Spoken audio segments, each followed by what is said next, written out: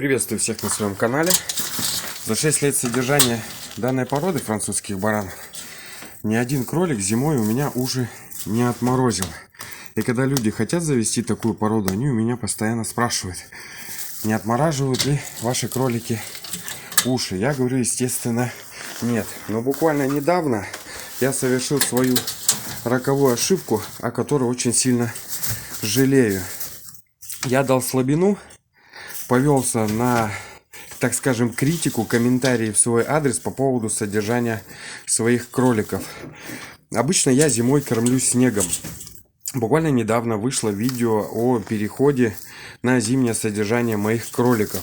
И там мне поступили комментарии наподобие, что за такое содержание поения кроликов вас бы в Германии оштрафовали как минимум. Но, к счастью, мы живем не в Германии.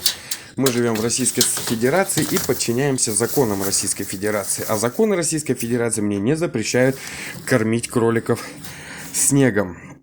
Если бы я жил в Германии, естественно, содержание кроликов было бы у меня по немецким законам. Вот. Я не пою кроликов водой.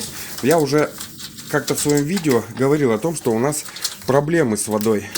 То есть та вода, которая у нас есть, она техническая, пить ее нельзя.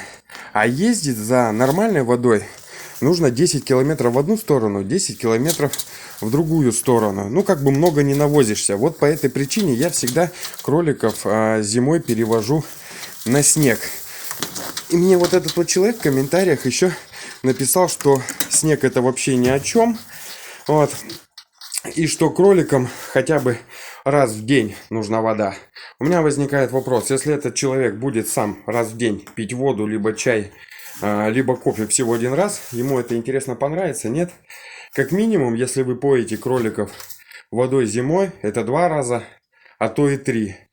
А если тем более кормите комбикормом, то даже производители комбикормов говорят о том, что лучше поить кроликов, вернее, лучше, чтобы вода была постоянно. Но так как я не имею возможности поить их водой постоянно, я переходил всегда на снег.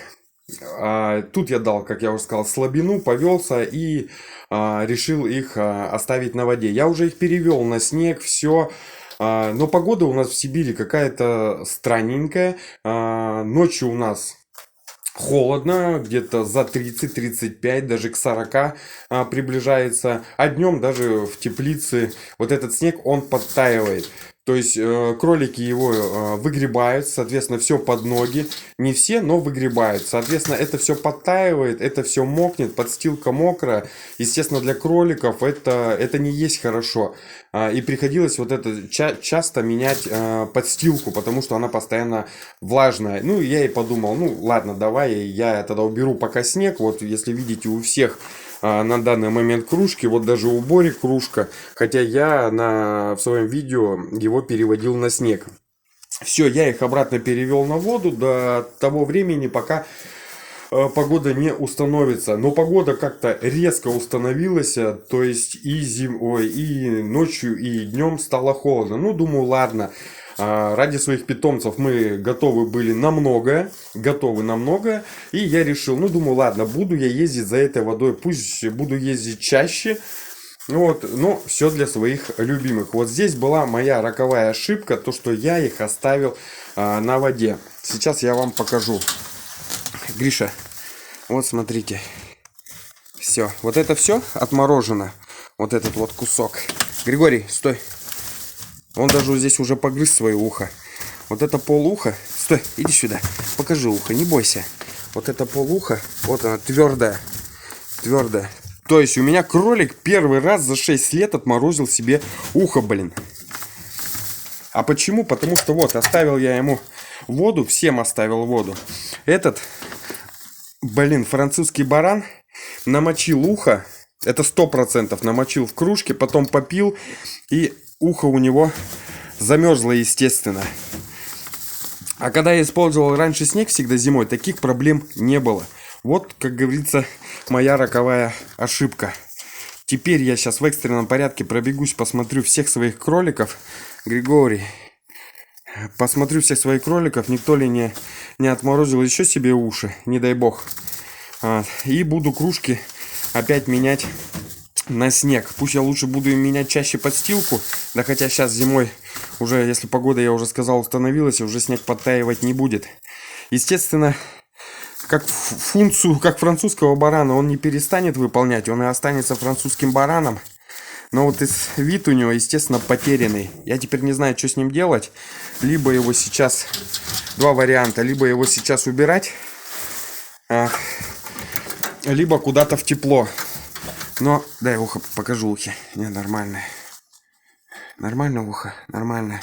Либо в тепло. Но теплых помещений для самцов у меня нету. К самкам я его туда посадить не могу.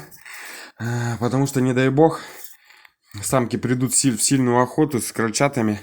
И не дай бог что-нибудь с ним сделать. Остается вариант его убирать.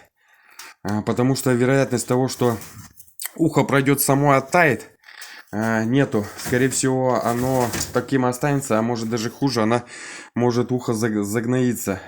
Дальше там непонятно, что будет. На семейном совете сейчас решим вопрос, что делать с этим кроликом. Вот. Поэтому, чтобы я еще раз зимой перевел своих кроликов, как говорится, дал слабину и повелся на все эти комментарии, что вода это хорошо, вода это круто, а снег это вообще ни о чем, чтобы я еще раз повелся и, не дай бог, еще кого-то потерять. Пойду тогда экстренно все это убирать, все менять, пока еще кто-то не остался без ушей. На этом все, друзья. Берегите себя и здоровья своих кроликов. Пока-пока.